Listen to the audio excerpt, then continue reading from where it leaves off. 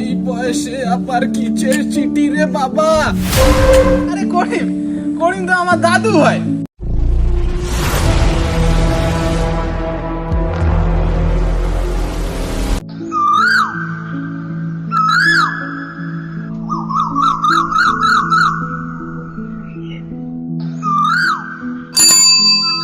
কালীচরণ বাড়িতে আছে? কালীচরণ, কে?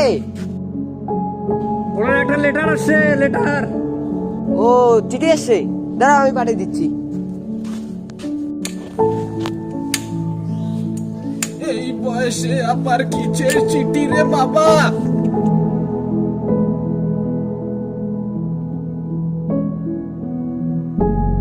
কাকা, কখন থেকে খুঁজতেছি, তোমার একটা লেটার আসছে। তোমার একটা লেটার আসছে। লেটার। তোমার নাম কি? কালীচরণ? আমার নাম কালীচরণ। হ্যাঁ। বয়সে আবার কিসের লেটার রে বাবা? আপনি কি 2010-এ মাদ্রাসা বোর্ডের গ্রুপ ডির পরীক্ষার অ্যাপ্লাই করেছেন? অ্যাপ্লাই 2010-এ মাদ্রাসা বোর্ডের পরীক্ষার কোনো কিছু অ্যাপ্লাই করেছেন? বাবা, এই বয়সে আমি যে কখন কি খাই আমি সেটাই বলতে পারি না। তাহলে কিভাবে 14 বছরের কথা আমি এখন বলতে পারবো বাবা? যাই হোক, আমি আপনাকে লেটারটা দিয়ে যাচ্ছি। আপনি এক্সাম দিতে যাবেন। আপনার পোস্টিং পড়ছে জলপাইগুড়িতে। আপনার পরীক্ষার পোস্টিং পড়ছে জলপাইগুড়িতে পরীক্ষা দিতে যাবেন। তুই একদিন পরে আমার পোস্টিং উপরে হয়ে যাচ্ছে, আমি এই পোস্টিং নিয়ে কি করব রে বাবা? ঠিক আছে, আপনি যান, আমি আসি।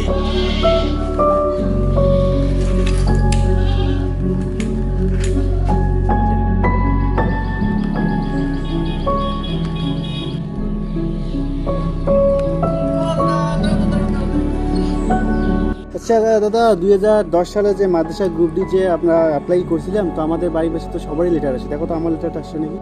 কি নাম তোমার?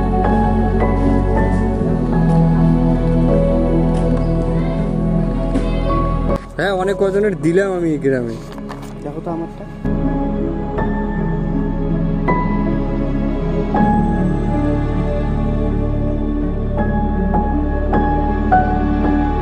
না দাদা, আপনারটা আসেনি। না, দেখো না, একটু ভালো করে দেখো না। না, আমি দেখলাম তো, যেখানে অ্যাপ্লাই করছি তো, দেখো না।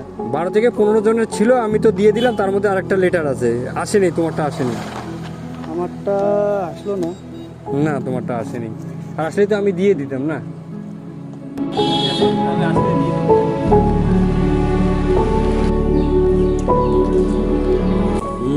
বুঝতেই তো পারছি, এটা একদম পুরো রাজনৈতিক ষড়যন্ত্র দিয়ে ঘেরা।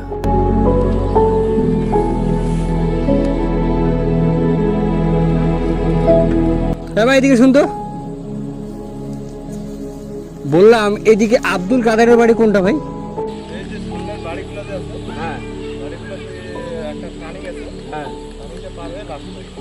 আচ্ছা, লাস্ট বাড়িটা তো রাস্তা আছে তো যাওয়ার এদিকে? ঠিক আছে।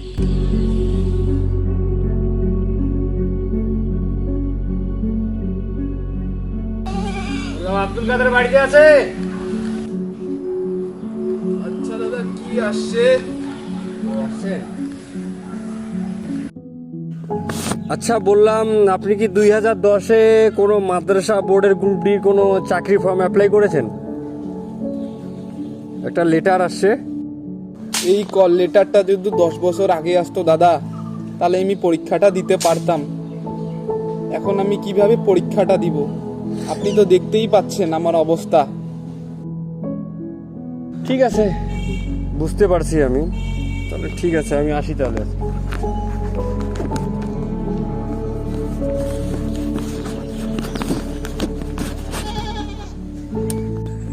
আমি কিছুই বুঝতে পারতেছি না এই ব্যাপারগুলো নিয়ে, এই লেটারগুলো নিয়ে যারে বারে যাচ্ছি। কারো এক্সপায়ার ডেট, কারো 1 বছর আছে, আবার কেউ পঙ্গু, আবার যার বয়স আছে চাকরি করার তার আবার লেটার আসে নাই। আমি কিছুই বুঝতে পারতেছি না এখানে কি। এখানে মনে হয় পলিটিক্স কিছু করছে। আর 14 বছর পর কল লেটার। আমার আমাদের পশ্চিমবঙ্গ সরকারের এই অবস্থা, তো এরকম তো হবেই। আরে ভাই, তোকে ডাকলাম আমি যে কারণে, আমরা যে 2010-এ যে মাদ্রাসা গ্রুপ ডির অ্যাপ্লাইটা করেছিলাম, সেটা কি তোর কল লেটার আসছে? না তো, আমার তো আসে নাই, কিন্তু আমাদের বাড়ির পাশে কয়েকজনে আসছে, কিন্তু ওগুলো আসা না আসা সমান, বয়স অনেক হয়ে গেছে, প্রায় 50-60 হয়ে গেছে। তাহলে এখানে মনে হয় কোনো রাজনৈতিক চাল আছে, ওইটাই মনে হচ্ছে। কারণ আমাদের বয়স এখনও আছে মোটামুটি 8-10 বছর করে আমরা করতে পারবো, কিন্তু আমাদের আসলো না। কিন্তু যাদের মোটামুটি 60 পার হয়ে গেছে, তারা করতে পারবে না, তাদের লেটার আসছে। এটা কীরকম করে হয়? এটার তো কোনো মানে হয় না। তার মানে এখানে রাজনৈতিক হয়তো কোনো ষড়যন্ত্র বা চাল আছে সরকারের। হতেও পারে ওইটা রাজনৈতিক চাল।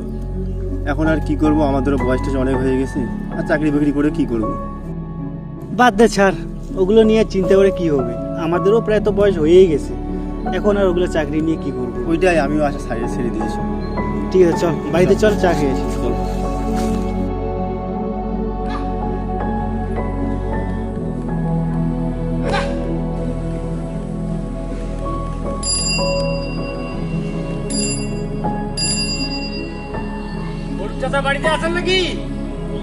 বলে ভাই, ভাই করিম চাচা বাড়িতে আছে? হ্যাঁ, এদিকে শোন তো।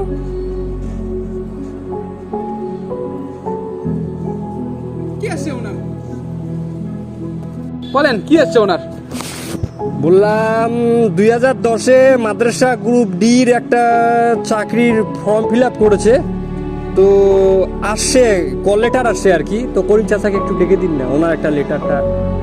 আরে করিম, করিম তো আমার দাদু হয়। ও তো ডেকে দিন না ওনাকে। আরে ওনার মারা যাওয়ার আজকে প্রায় 10 বছর হয়ে গেল,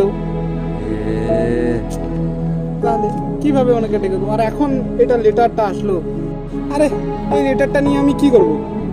এটা বরং আপনি নিয়েই যান। খুবই দুঃখিত আমি, লোকটা যেহেতু এই পৃথিবীতে নেই, কি করবেন? আফসোস লাগতেছে। ঠিক আছে, ঠিক আছে, আসেন। ঠিক আছে। অন্যান্য দেশরা যেমন দিনে দিনে উন্নতির দিকে এগিয়ে যাচ্ছে, কিন্তু আমাদের পশ্চিমবাংলা দিনে দিনে অবনতির দিকে এগিয়ে যাচ্ছে।